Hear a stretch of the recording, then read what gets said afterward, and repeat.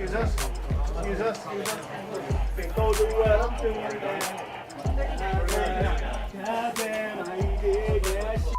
This isn't a bad car accident or a gunshot wound. So this guy just arrived. He's completely naked, wrapped in a sheet. There's a huge medical team taking care of this patient right now. He was just running through the streets. His heart rate is just dangerously elevated right now.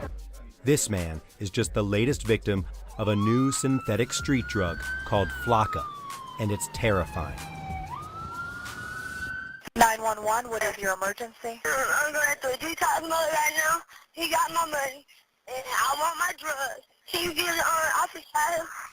When people get high, it can get scary. Some run through the streets naked. Others climb fences and get seriously injured.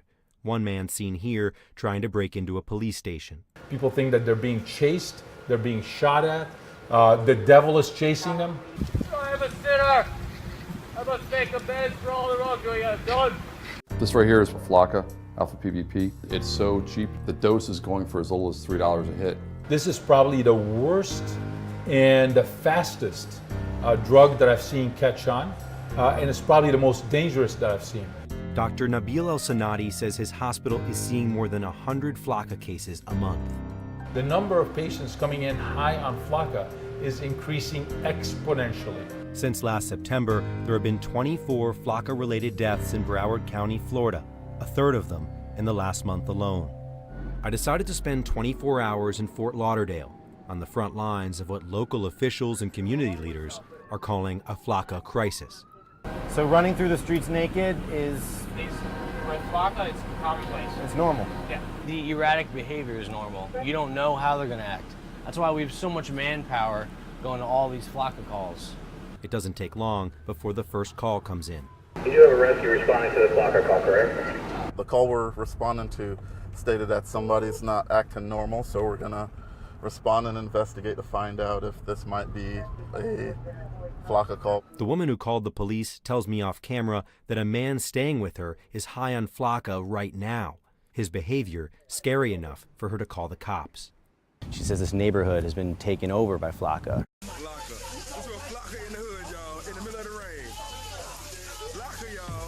I saw a woman like she was possessed.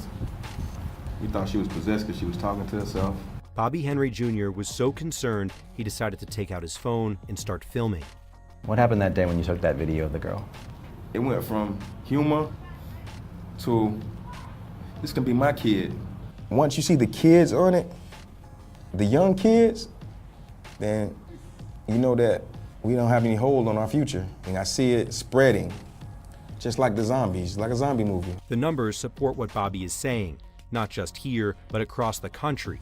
Crime labs are seeing Flakka in record high numbers.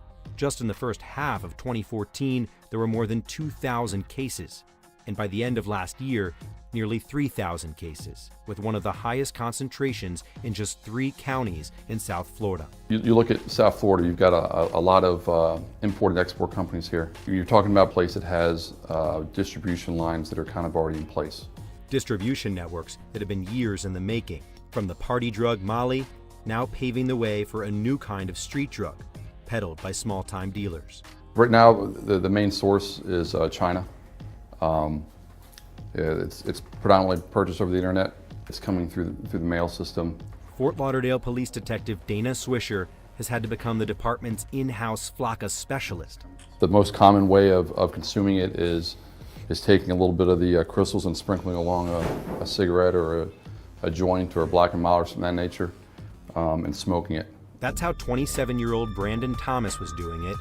He says he started the Flak about a year ago. What were you like on Flakka?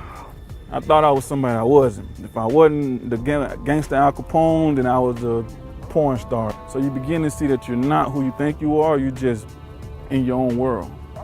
No coming back from it if you don't want to. So I think I tried to stop probably month 8.